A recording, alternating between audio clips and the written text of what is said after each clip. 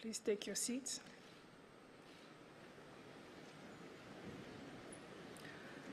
Your Royal Highness, Your Majesties, Your Highness, Your Excellencies, Secretary General, distinguished ladies and gentlemen, good morning to you all. My name is Ambassador Yamina Karitanyi, and it is an honor to be your Master of Ceremonies on this special day. In 2009, Rwanda was admitted into the Commonwealth of Nations. And in 2018, our country was selected as the next host of the Commonwealth Heads of Government meeting. The COVID-19 pandemic had its way for the last 2 years, but we are finally able to gather here in Kigali. What an honor to host this meeting. Indeed, what a privilege to welcome leaders and delegates from all over the world in our land of 1,000 hills.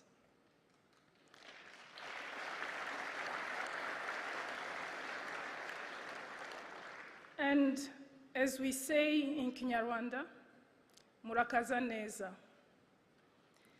It is now my honor to invite His Excellency Paul Kagame, our host and incoming Chair in Office of the Commonwealth, to deliver his welcome remarks. Mr. President.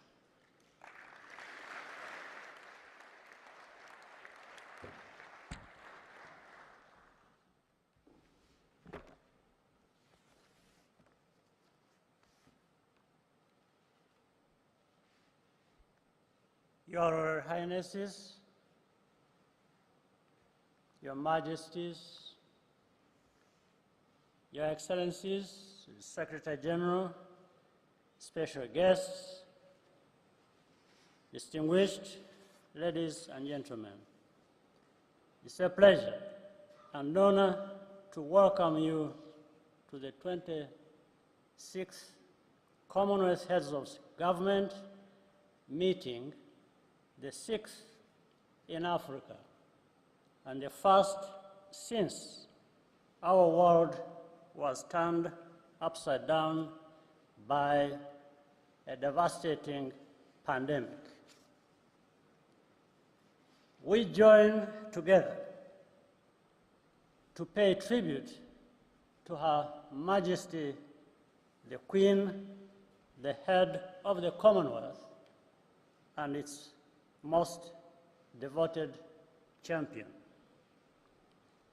Over her 70 years of service, the Commonwealth has grown both in number and in the scope of its ambition. The fact of holding this meeting in Rwanda, a new member with no historical connection to the British Empire, expresses our choice to continue reimagining the Commonwealth for a changing world.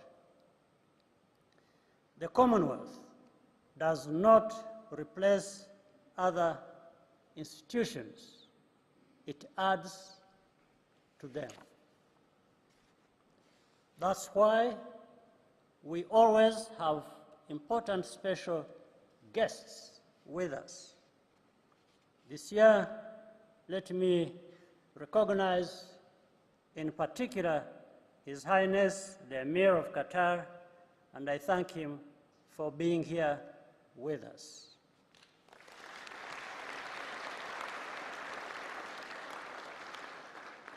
The Commonwealth we need is on the front lines of global challenges, not on the periphery, watching events unfold. Our special strength is to bring issues into focus that might otherwise be overlooked. For instance, the way that climate change puts the very existence of small islands and developing states into jeopardy, or the possibility to transcend size and geography by leveraging new technologies to create high-quality global jobs for our youth right at home. We are united by a shared language, whether English is our first, second, third, or even fourth one. But what really defines us are the values enshrined in the Commonwealth Charter and a commitment to good governance, the rule of law, and the protection of rights. That's why we shall always remain open to new voices and new members. And wherever we might fall short, we find solutions through consensus and dialogue. We build each other up and we move forward together. In closing, I want to welcome you all to Rwanda. Ours is a country that was torn apart by genocide and division just a generation ago. Today, we are a nation transformed in heart, mind, and body.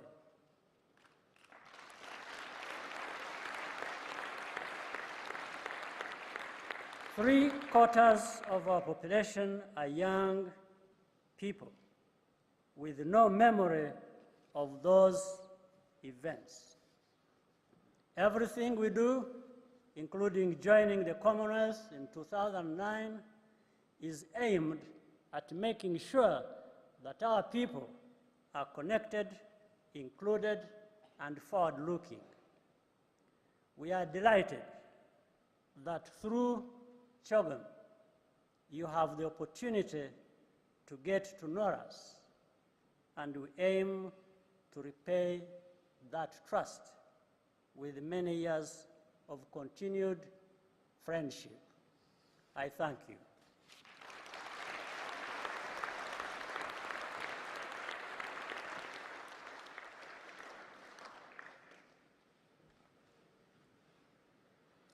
Thank you, Your Excellency, for your welcome remarks.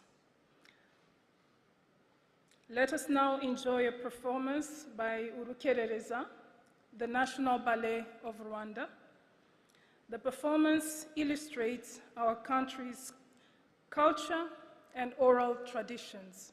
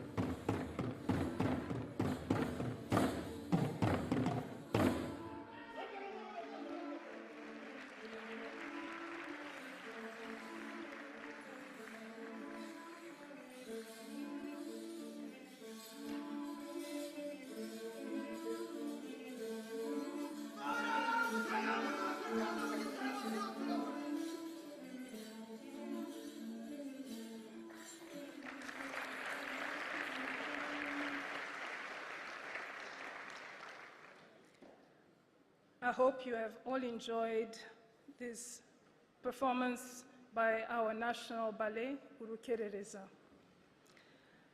It is now my pleasure to invite the Secretary General of the Commonwealth, the Right Honourable Patricia Scotland, to deliver her remarks.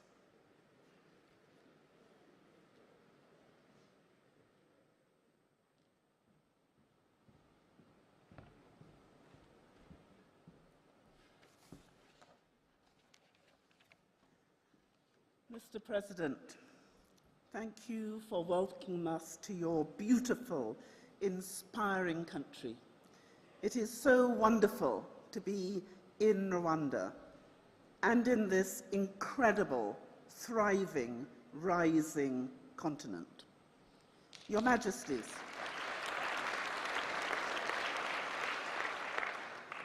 Your Majesties, Your Royal Highnesses, Your Excellencies, Honourable Ministers, distinguished guests, friends and colleagues, welcome to Kigali.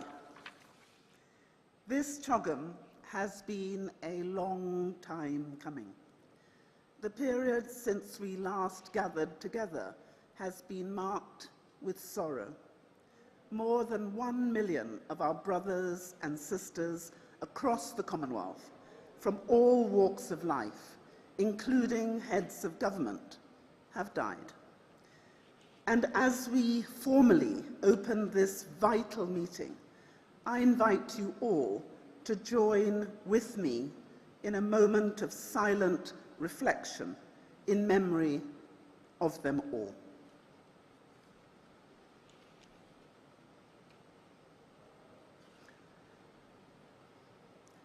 Excellencies, in 1953, Her Majesty the Queen shared her vision for a Commonwealth which bears no resemblance to the empires of the past, to an entirely new conception built on the highest qualities of the spirit of man, friendship, loyalty, and the desire for freedom and peace.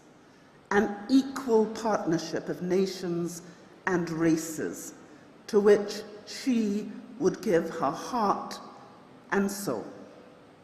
She has given her heart and soul. In the year of her Platinum Jubilee, with heartfelt thanks and the greatest admiration, we pay tribute to her.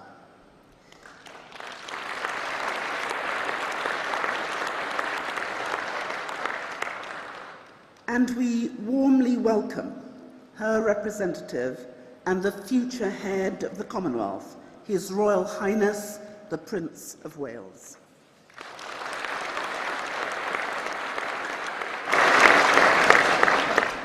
Her Majesty's vision remains the standard against which we judge ourselves as a family of nations. In 1919, at the end of a war which killed millions, during a pandemic which killed millions more, leaders gathered in France, striving for an internal peace.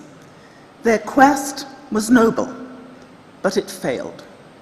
That failure had profound and devastating consequences. After the horrors and bloodshed of the Second World War, it fell upon a new generation to shape a just and lasting peace, and the international system as we know it today was born. The Commonwealth is part of that system, brought together to bring a touch of healing to kinships which were changing, but which continue to bind us. I believe profoundly that the Commonwealth today, in 2022, is a beacon within that international system, a place where people come together, where we work together, where no voice is louder or more important than any other, and where no one is left behind. Yes, we have shared interests and practical advantages, but we are the most significant grouping of countries in the history of the world, which is bound, above all, by values which we all aspire to. These values of peace and justice, of tolerance, respect, and solidarity, and our role as the foremost international champion for small and vulnerable states remain our enduring responsibility. They express a vision for the world that will outlast all of us. They make us different. They make us special. Honoring these values and that vision is our most sacred trust and our gift to the generations which will follow. Today, as we gather in the midst of new and decisive shifts in our world, it is imperative that those values shape the choices we will make in the hours and days ahead. The economic damage of COVID and mounting debt confront us all. The rapid intensification of climate change poses an existential threat. The tremors of conflict and instability in our world, the spiraling costs of food and fuel, and economic uncertainty threaten a serious and protracted crisis. This CHOGM is first and foremost an opportunity to find answers to these questions. It will not be easy. We will have to dig deep. We will have to respect each other and find what joins us. We must trust each other. We must talk and listen to each other and give all that we have to achieve progress for the 2.5 billion people we all represent. But here, in Rwanda, something else is at stake, something even more transformational. The world is changing. People are anxious. I understand the pressure on each and every head of state today. The last few years have shaken the kaleidoscope. But before the pieces settle, we have an opportunity right here, right now, to show the world what real unity, real solidarity, real cooperation, and real progress look like. To have served as your Secretary General these past 6 years is the great honor and privilege of my life. Together, we have been friends in good times and in bad, voices for the voiceless, advocates for development and progress. We have laid the foundations for transformational change, and I am determined that when the role of Secretary General rotates to Africa 2 years from now, I will hand on the baton with a stronger, more effective, more powerful Commonwealth than ever before. I have an unshakable belief that we can take our Commonwealth to new heights, to hold our values ever closer, and to set an example for the whole world. As Her Majesty the Queen has said, it has always been easy to hate and destroy. To build and to cherish is much more difficult. This week, face to face with each other and in the presence of her son and heir, we have the greatest opportunity we will ever have to live up to those words. It is a huge task, but if our history tells us anything, it is that we can seize the moment with confidence in our values and each other. And I thank you.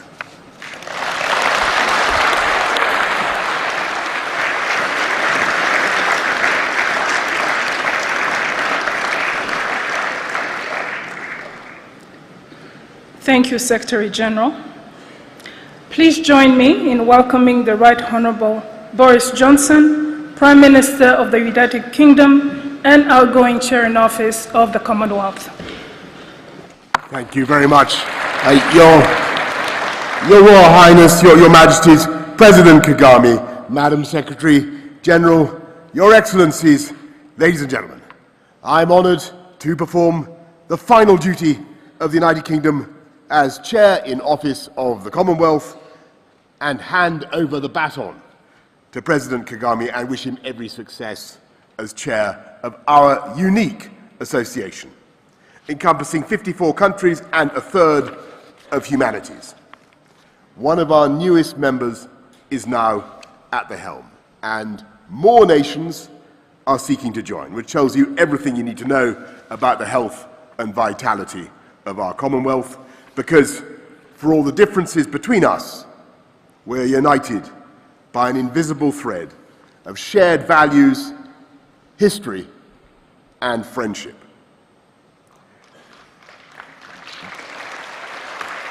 The head of the Commonwealth, Her Majesty the Queen, incarnates everything that brings us together, and it's fitting that in the year of her Platinum Jubilee, the association she cherishes should be gathering in the continent where she became Queen.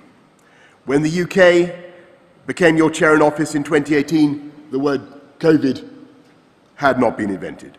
Many of us had no idea what a coronavirus was, and nobody could have known that the worst pandemic for a century would soon claim millions of lives.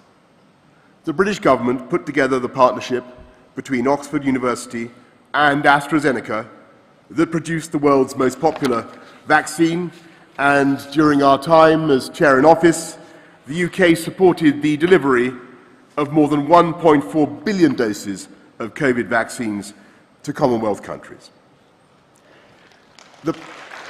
Thank you. The pandemic posed a common threat to all humanity, and the same is true of catastrophic climate change. No one understands this better than our Commonwealth friends in the Caribbean, the Pacific, and the Indian Ocean, who can see the incoming tide surging ever higher up their beaches, threatening to inundate their villages and towns, and in time, the entire landmass of some island states. For them, the baleful effects of climate change aren't vague or theoretical, but already happening before their eyes. When we hosted COP26 in Glasgow last November, it was these fellow Commonwealth leaders who spoke with the greatest urgency and authority about the perils of quilting the earth with greenhouse gases. And we in the developed world have an obligation to help our friends to cope with a danger they had no hand in causing. And during the UK's time as chair in office, the Commonwealth Finance Access Hub mobilised over $38 million for the most vulnerable members. But of course, we must press on and do more. And if I could imagine a silver bullet that would solve an array of problems and transform countless lives, it would be to give every girl in the world the chance to go to school. At the last CHOGM in London in 2018, the UK announced £212 million for the Girls' Education Challenge, and I'm delighted to say that this initiative is now at work in 11 Commonwealth countries, ensuring that girls are able to gain at least 12 years of quality education. We need to empower them to play their full part in the economy when they leave school, so the UK is funding the She Trades Commonwealth programme, which has already helped over 3,500 women-owned businesses to become more competitive and generate more than £32 million worth of sales. And if there is anyone who doubts the ability of the Commonwealth to speak with one voice, it was in June 2020 that the UK delivered the first ever joint statement by all 54 Commonwealth members before the Human Rights Council in Geneva, recalling, and I quote, "our proud history of acting to strengthen good governance and the rule of law. One of the greatest affronts to everything we stand for is Russia's invasion of Ukraine and Putin's blockade of the ports that would otherwise be shipping food to the world's poorest people. At this moment, nearly 25 million tons of corn and wheat is piled up in silos across Ukraine, held hostage by Russia. Britain supports the United Nations plan to get that food out, and we will invest over £370 million in global food security this year, including £130 million for the World Food Programme. We want to work alongside our Commonwealth friends to understand your needs, your priorities, and to deliver joint solutions to a crisis that Putin has deliberately engineered. For now, it only remains for me to thank every Commonwealth member for having given the United Kingdom the chance to serve as chair in office. And as I pass on this responsibility to President Kagame, a close friend and a partner, I know that he shares my boundless optimism about the future of the Commonwealth at the forefront of the international agenda and benefiting all our peoples. Thank you all very much.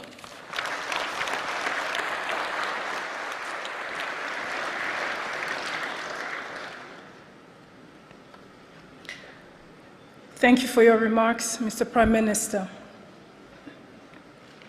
It is now my great privilege to welcome His Royal Highness, the Prince of Wales, to address us.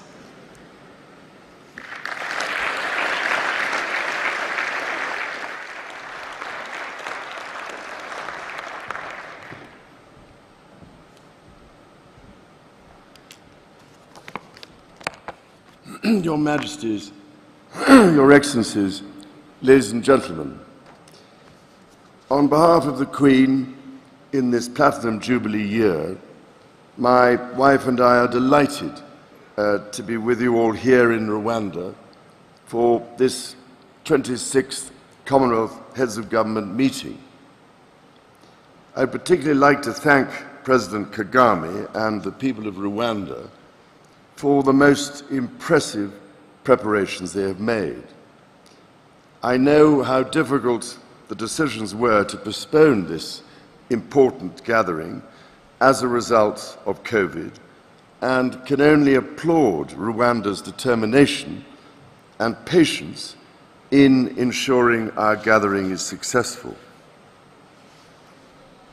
Throughout her reign, the Queen has placed and continues to place the greatest importance on the common friendship, humanity, and values that all of us share in this room, not despite, but because of the diversity the Commonwealth represents. And I know how grateful she is that, in recognition of Her Majesty's unstinting service to our Commonwealth family, all Commonwealth member states have announced that they have now committed themselves to the Queen's Commonwealth canopy. I treasure the friendships we have built over these past 70 years and look forward to their deepening in the years ahead. As we build back from the pandemic that has devastated so many lives, as we respond to climate change and biodiversity loss that threatens our very existence, and as we see lives destroyed by the unattenuated aggression of violent forces, such friendships are more important than ever. I take heart from the fact that working together and with urgent intent, there is a path to build a future for humanity that is sustainable, prosperous, and just. Our Commonwealth family is, and will always remain, a free association of independent, self-governing nations. We meet and talk as equals, sharing our knowledge and experience for the betterment of all citizens of the Commonwealth, and indeed the wider world. The Commonwealth contains within it countries that have had constitutional relationships with my family, some that continue to do so, and increasingly those that have had none. I want to say clearly, as I have said before, that each member's constitutional arrangement, as republic or monarchy, is purely a matter for each member country to decide. The benefit of long life brings me the experience that arrangements such as these can change calmly and without rancor. But as I said in Barbados last November, we should never forget the things which do not change: the close and trusted partnership between Commonwealth members, our common values and shared goals, and perhaps most importantly, the strong and enduring connections between the peoples of the Commonwealth which strengthen us all. These shared values, goals, and friendships transcend the ties of shared history, as we saw in welcoming Mozambique and Rwanda to this great family of nations. And now, coming to Rwanda for the first time, visiting the Genocide Memorial and speaking to survivors, I have been overwhelmed by the resilience, grace, and determination of the Rwandan people. Today, Rwanda upholds so much that is extraordinary. As a center for innovation, a world leader in women's empowerment, a growing hub for the green economy, and a commitment to a united future. As leaders, you consider how to define and strengthen our own commitment to common purpose, and I would only offer you the view that our Commonwealth family of some of the world's most vulnerable and some of the world's wealthiest nations has the ability, indeed the obligation, to be a force for global public good. Why else, ladies and gentlemen, would an increasing number of countries want to join this association? In the diversity of the 2.6 billion people on whose behalf you speak comes great strength, which you can use, for instance, to speak up for the values which bind us, to invest in a rapid transition to a sustainable future, and to create opportunities for our young people. I believe that the Commonwealth is uniquely positioned to achieve such positive change in our world. And in speaking to you over the years, I know you agree. Indeed, I can only applaud the focus you are bringing to supporting youth, business and civil society, not least through the Commonwealth professional associations of judges, teachers and midwives, to name but three. I know the importance you attach to ensuring that support reaches the developing world, and how important is the work you are undertaking to develop new approaches which take account of climate vulnerability, to enable the better channeling of development assistance.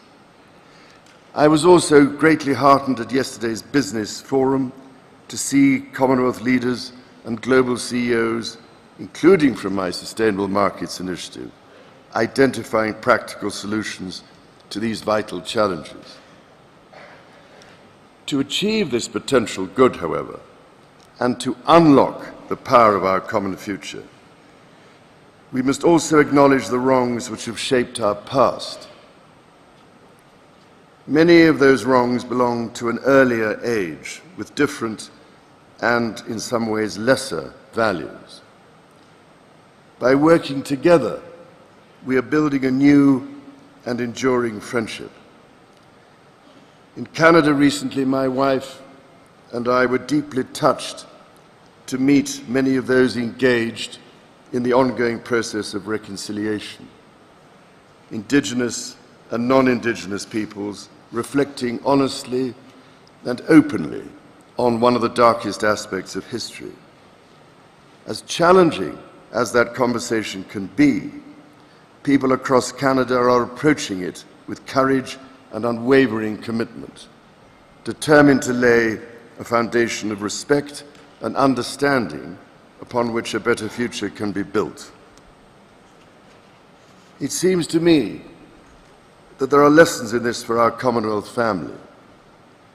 For while we strive together for peace, prosperity and democracy, I want to acknowledge that the roots of our contemporary association run deep into the most painful period of our history.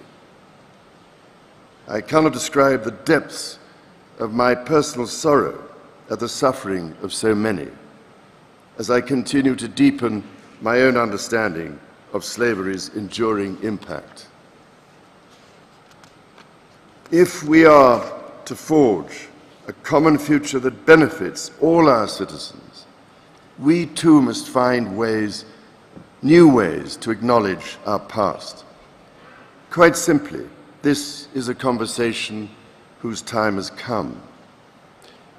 Your Excellencies, conversations start with listening, and as the Queen said at our last meeting, the Commonwealth has always been and remains a global association which believes in the tangible benefits that flow from exchanging ideas and experiences and respecting each other's point of view. Our ingenuity, knowledge and ideas, our courage and determination are truly our common wealth. By unlocking our potential, we can build a future in which all our people have a stake, ensuring that our Commonwealth Charter represents not just words on a page, but the lived experience of all. And in so doing, we will equip our children and grandchildren to be agents of a better future. Your Excellencies, if we are to leave the world better than we found it, and that is our duty and our privilege, we must be bold with our ambition, decisive with our actions, and united in our effort. In this mission, I know Her Majesty the Queen stands with us all.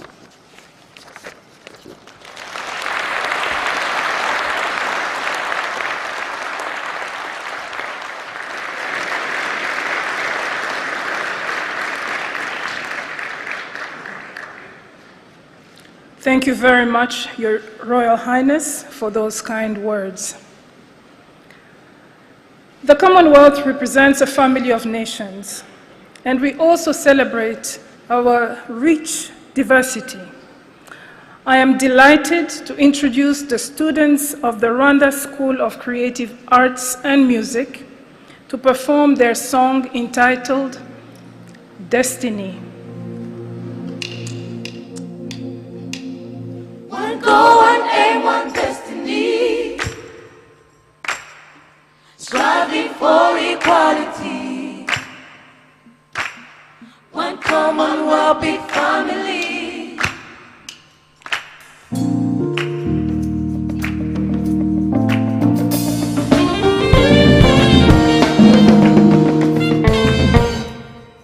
When nations come together,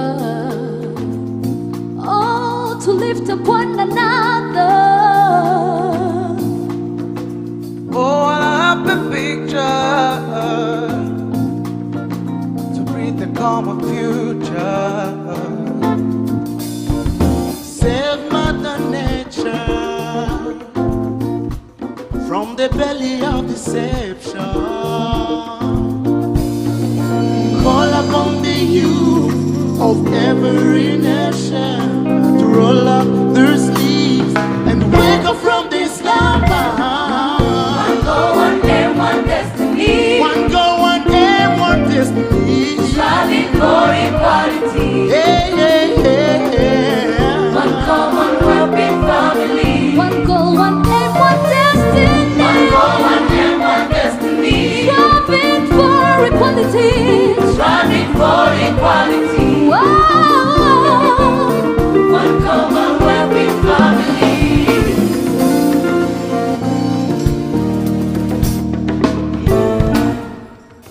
Neighbor's home is burning. Yeah. Hurry up and put out the fire. When a hungry bill is calling, a friendly hand runs for rescue. Knowledge-based education is a healing our nation.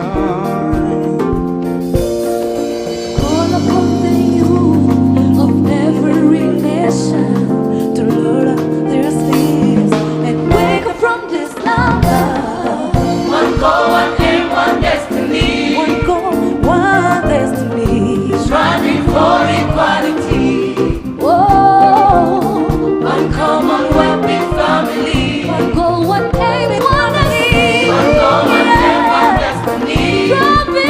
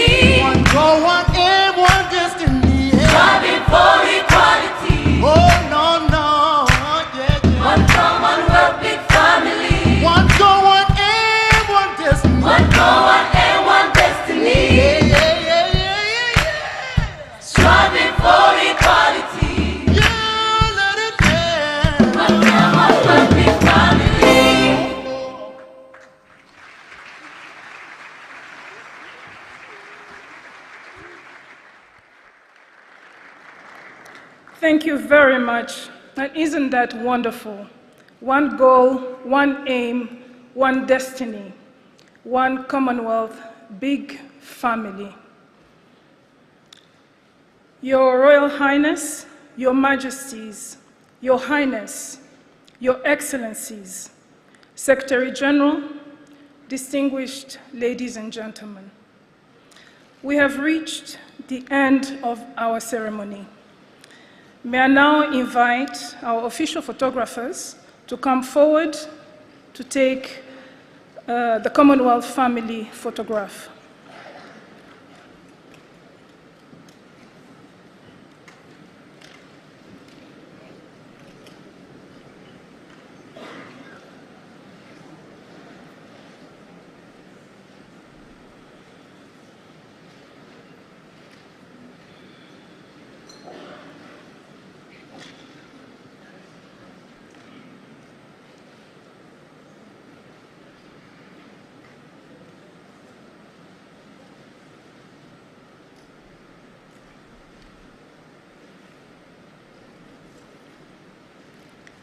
Thank you. We kindly request everyone to remain seated as His Royal Highness and their Excellencies exit the stage, and our most distinguished guests are guided out of the auditorium.